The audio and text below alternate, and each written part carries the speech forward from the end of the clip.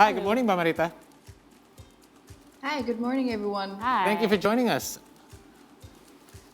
It's my pleasure to Okay, be so, here. so listen, before we talk about 1,000 Days Fund, what is it about the particular regions in Indonesia that has this more of this particular phenomenon, stunting?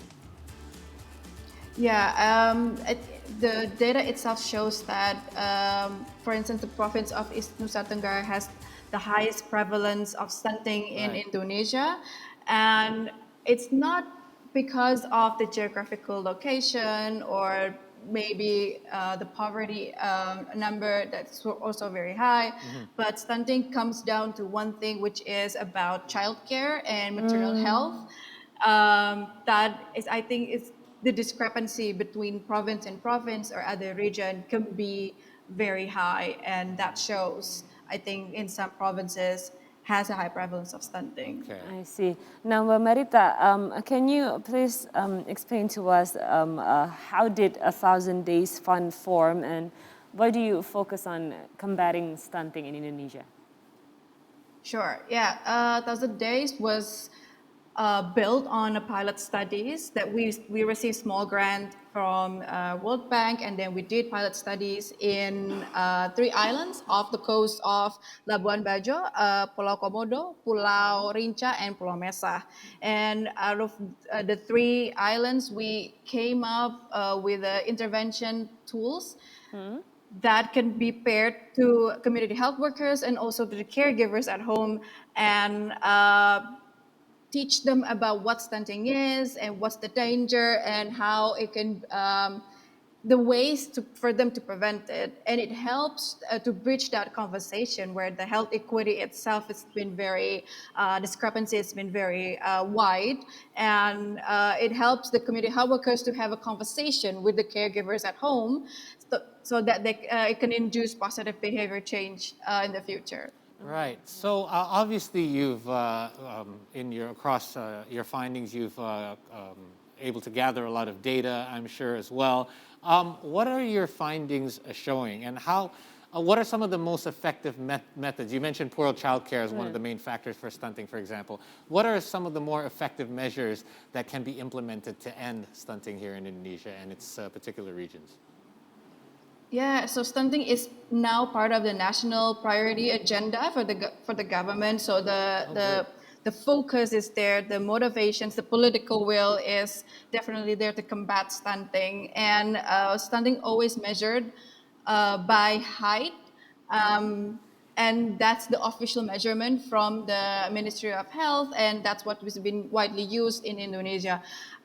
But also stunting can resulting to poor immunity for the children, and Really? then they will surrender lower IQ down the line in the future. So the Wow. economic burden can be high, and we're looking at maybe very the lack of resources can be very apparent. I think 10 to 15 years from Wow, now. that is, Wow. yeah, I mean, because if you think of stunting and the way we described it, you would think that, okay, so it affects their height, but I would never think that it would affect something like Intelligence. possibly a lower IQ and things that are more Yeah. health related. Yeah, height is only an indication to the brain development Oh, and the okay. brain growth. So Okay. when you're in 1,000 days of life, which from maternal to 2 years old, the age, the height should reflect the age. Right. Okay. So short, it's not a genetic. It only contributes 20% out of the child development. But at those age, they should have the same height across the region. Well, that makes I sense, right? see. Because I mean, you can't give toddlers IQ tests, so how's Yeah. the way you can check? And I always Yeah. wondered why, whenever you bring, you know what it's like when you bring Yeah. your baby or your toddler to the doctor, doctor, yeah. they're always first thing they do is they measure everything, Yeah, and I the always height. think, okay, are we just measuring to make sure that they're going to be No. average? But apparently, it indicates a lot more than that. Yeah, of course. It indicates a lot. And of course, the intelligence side of it. Now, Maritta, I also want to know how do you approach this locals? Because when we talk about childcare, it's very Sensitive, isn't it? sensitive. Yeah. It's a sensitive matter. How do you approach the mothers and also the fathers to give information about stunting? Yeah, that's a very good question. So we have intervention tools that we use to pair it with community health workers called smart charts or poster pintar in bahasa Okay. Indonesia. Poster pintar. So the chart is a high chart essentially, but it contains information that could be work as a reminder, daily reminder for the caregivers at home.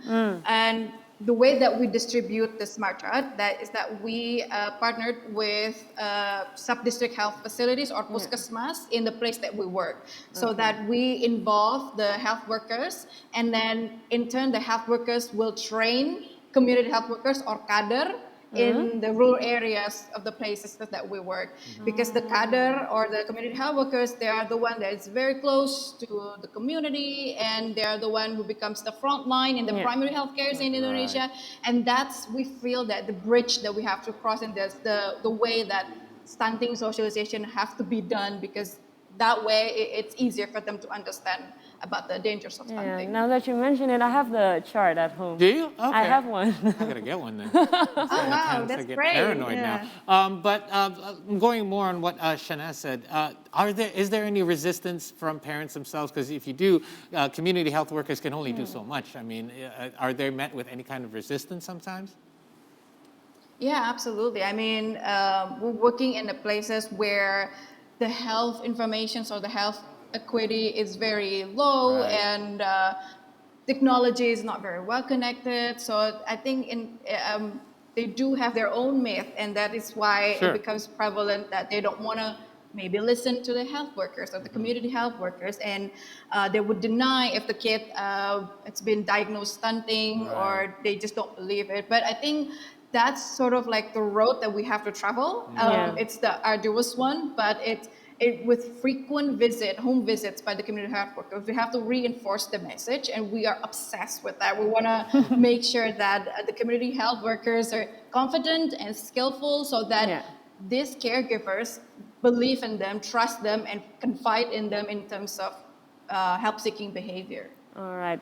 Now, Maritta, I also want to know if we talk about stunting and your socialization to the locals for this particular condition. So do you socialize also about the nutrition in pregnancy, or it has something related to stunting? Yeah, absolutely. So in our smart charts, we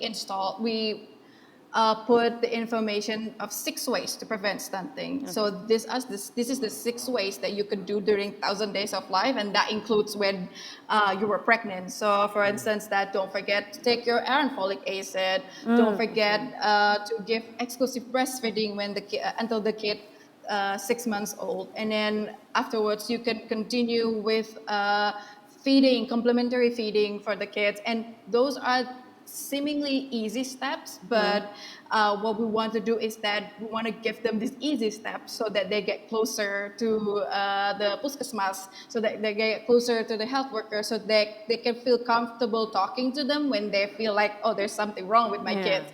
We just wanted to induce that kind of confidence and also belief in the system as well, so that they know where to approach if they find something wrong with their kids, and hopefully that will help the kids even earlier and prevent Yeah. the stunting a lot earlier. Hopefully. Right, and there's a lot of work to be done, obviously. I've read that currently, according to the Global Nutrition Reporter, GNR, Indonesia is ranked 108th out of 132 countries in stunting prevalence. Now, I've also read that 1,000 Days Fund has had help, for example, from the Swiss-Indonesia Chamber of Commerce.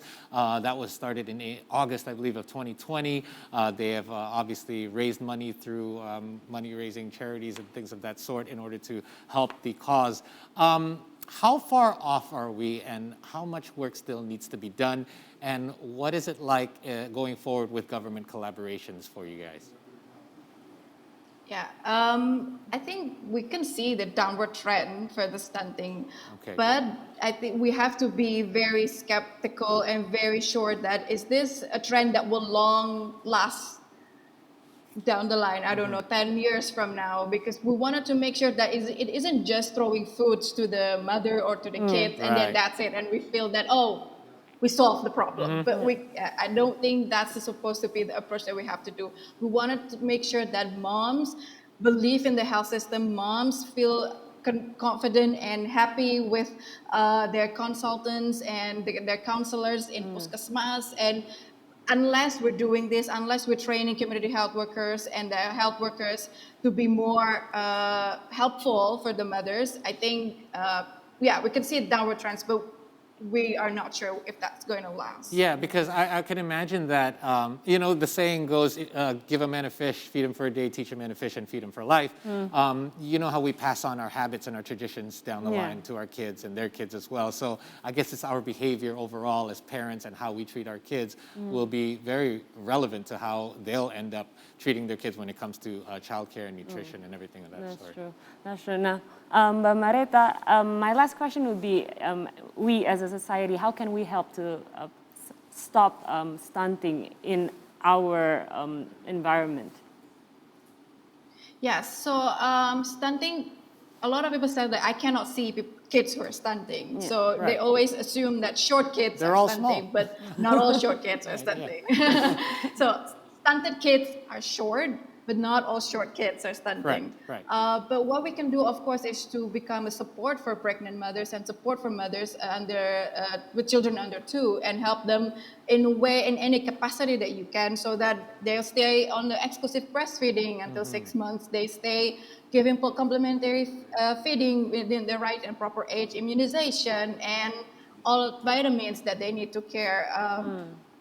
And making sure that they go to monthly health post, the posyandu, and make sure that the kids get weighed and measured as in height. And I think the support system, I think what the most needed for mothers all around Indonesia. Okay. One real quick note, I know we're running out of time here, Maritta, but we mentioned a little bit about how social behavior can affect stunting as well. Now, we've been through 2 years of a pandemic where our children have really been kind of, taken apart from society. How much is that, do you think, I know it's hard to tell now, but how much do you think that plays into stunting? Could that possibly have an effect on it, the way our kids' social behavior is these days?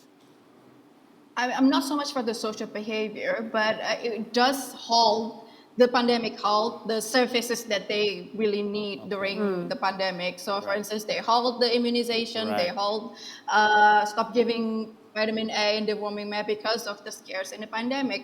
It's rightly so, but at the same time, the essential healthcare delivery was stopped during the pandemic, and now they're catching up to it and getting the service run again. But I'm pretty sure that there was something there that could maybe have a long consequences. Right. Well, it's a good thing that things are starting to go back to normal then. Maritta, Yes. thank you so much for your time. If you guys want to learn more, I'm sure you have an Instagram account. So make sure you go to @1000, and that's 1000 Days Fun.